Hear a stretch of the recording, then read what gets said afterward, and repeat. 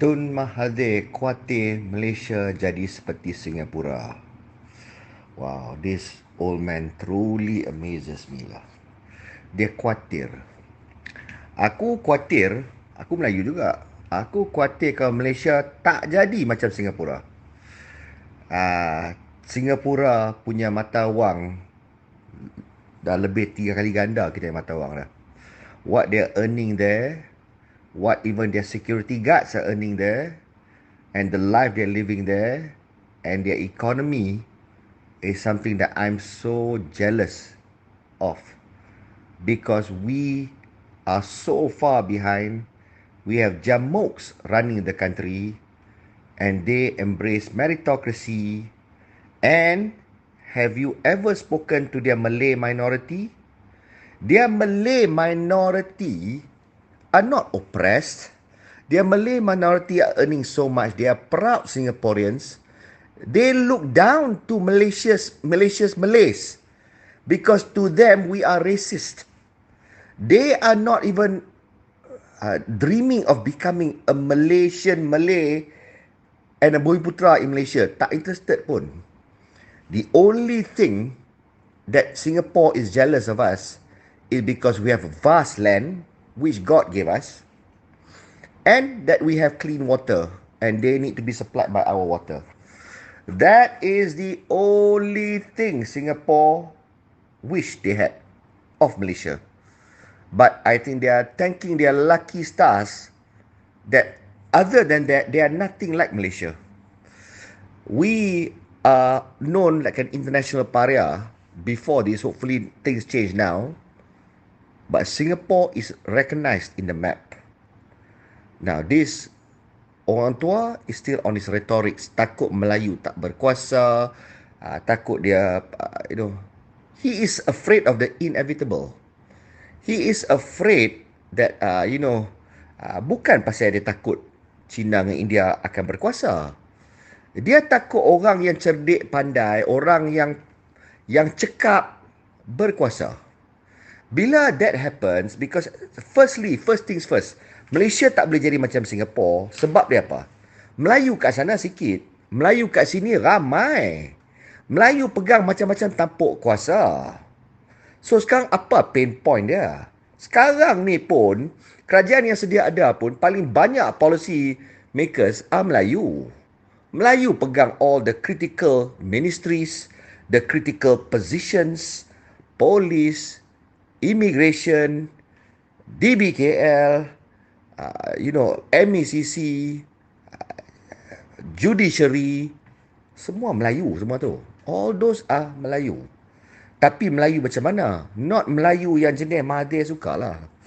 Not Melayu yang will ensure Malay continue to be in their sorry state, supaya people like Mahathir stays relevant to the Malays, so that there always exists a reason to fight for the Malays' rights.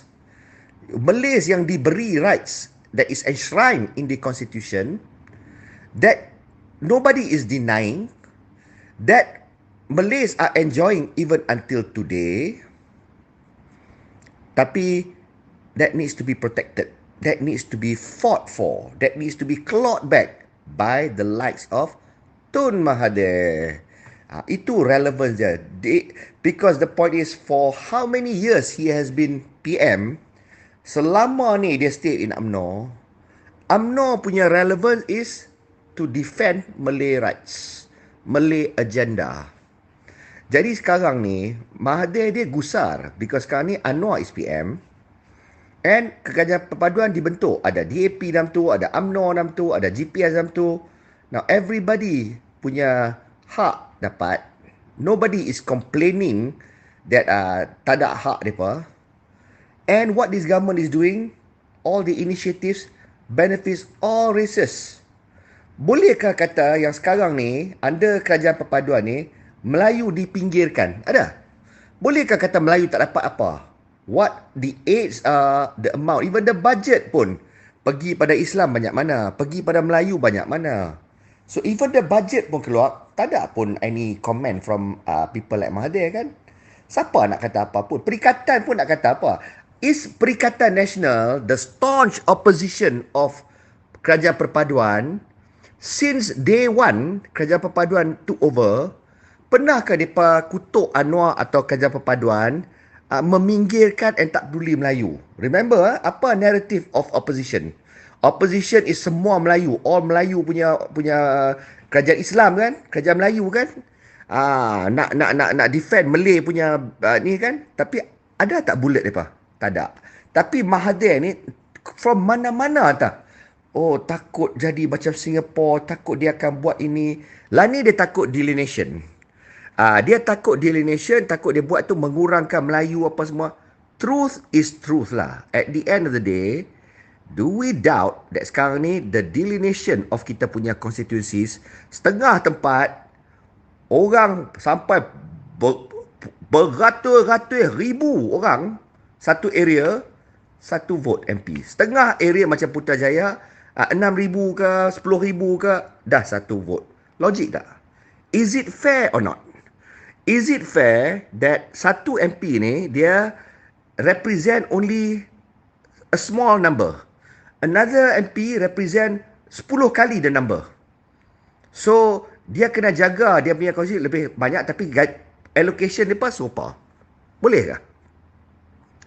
So, sekarang ni apa ni 10,000 orang yang vote satu MP kat Putrajaya for example, dia say 10,000 punya orang say sama kuat dengan orang yang kalau kat kapal yang almost 100,000 itu punya say sama vote 100,000 dengan 10,000. Is that fair? So sekarang ni with this kerajaan baru, I actually hope lah that they do what Mahathir yang takut sangat ni.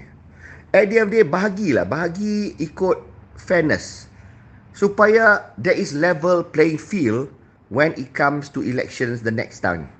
Elections GE 16, GE 17, let that be fair and let it represent apa rakyat nak fairly. So sekarang ni again, when Mahathir takut of the delineation, dia pun tahu sekarang ni tak fair, it favours his kind or orang-orang yang cara dia nak buat lah, dia punya caturan. Okay, sekarang ni dia takut that Anwar and kerajaan perpaduan under this kerajaan, that they make it fair. An old man afraid a situation of unfairness becomes fair. So everything, all his narratives now is about his fear and his concern, and he wants to help his race. He wants to ensure whatever that is unfair remains unfair and does not become fair.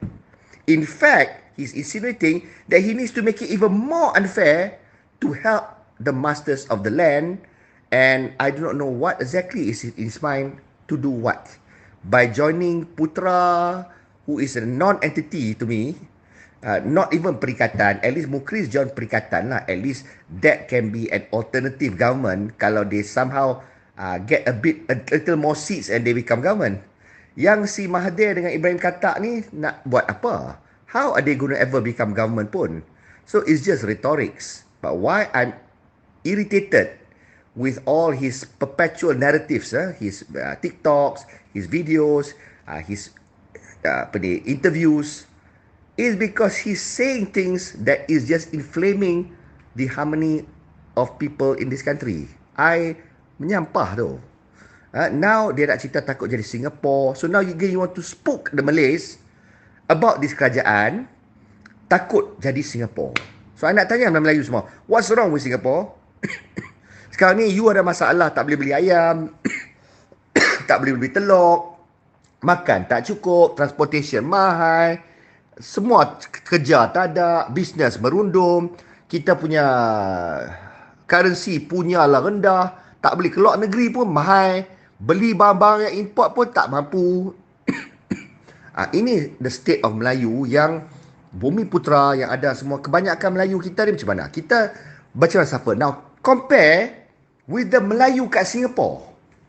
Melayu kat Singapore, Singaporean Malay, dia komplain apa?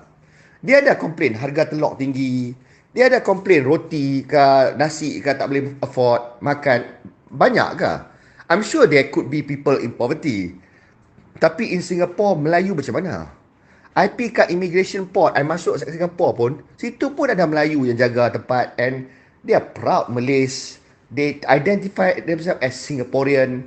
Dia tak nak tengok kat Melayu, kata, oh lah, so untung Melayu kat Malaysia, you bumi putera.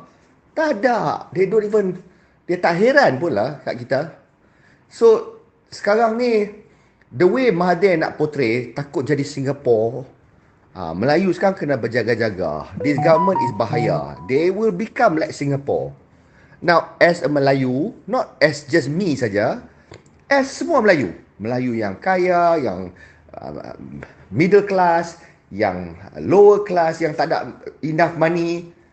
I'm excited. Kalau betul lah, boleh jadi macam Singapore, Alhamdulillah lah. I think, semua masalah orang settle. Right now, I don't even see how we can become like Singapore for now. Kita main hutang pun 1.5 trillion. Tapi tak tahulah apa kerajaan ni, paduan ni boleh buat. Kalau incrementally improve pun, bersyukurlah. We can go along and do better. And hopefully all the crooks are hauled up and in prison and monies can be recovered to the country. That will also help. And hopefully tak ada lah the new aspirant of kleptocrats. Orang baru nak jadi bosku ke. Tak ada lah, hopefully. Then we don't have any more of the rot. And insyaAllah, kita on the trajectory to recovery. This is what I look forward to. And since Mahathir dah mention pasal delineation tu, I nak minta lah PM kita, Anwar Ibrahim ni, kalau boleh discuss in the cabinet and bawa kat parlimen. Let's begin the delineation, tukar balik. Make it fair. Make it fair supaya the next election it's reflective. Which government yang dipilih is reflective of what the rakyat collectively desire. Dan kita tak ada lah issue of the hang parliament. Semua tak payah. Kita let's be fair. So anyway, thank you Mahathir for actually giving the idea. Kita pun dah terlupa, teringatlah balik. Government, look into it please. Kalau boleh, let's make apa Mahathir Khuatir tu jadi. Let us become like Singapore and hopefully better lives for semua orang. Singapore has gone from being a third world country to a first world country. I'm going to share with you the secret of Singapore's success free of charge. If you implement this secret formula, your country will succeed. And I capture the secret formula with the acronym in English, MPH. The M stands for meritocracy. Meritocracy means that you select the best people to run the country. And what brings many countries down, especially in the third world, is that when it comes to selecting the finance minister or the economics minister, they will give their jobs to their brothers, their cousins, their uncles, their relatives, and not to the best people. The second pillar is P, and P stands for pragmatism. But the best definition of pragmatism was given by China's leader, Mr. Deng Xiaoping. It doesn't matter whether a cat is black or a cat is white. If the cat catches mice, it is a good cat. So in the same way, it doesn't matter what your ideology is. If it works, you use it. You're not bound by any ideology. But the third pillar, the H, is of course the hardest to achieve, because H stands for honesty. And indeed, what has brought most third world countries down has been corruption. And so Mr. Lee Kuan Yew, after he became Prime Minister, made it a point to punish not the junior people, but the very senior people. That's the formula for Singapore's success.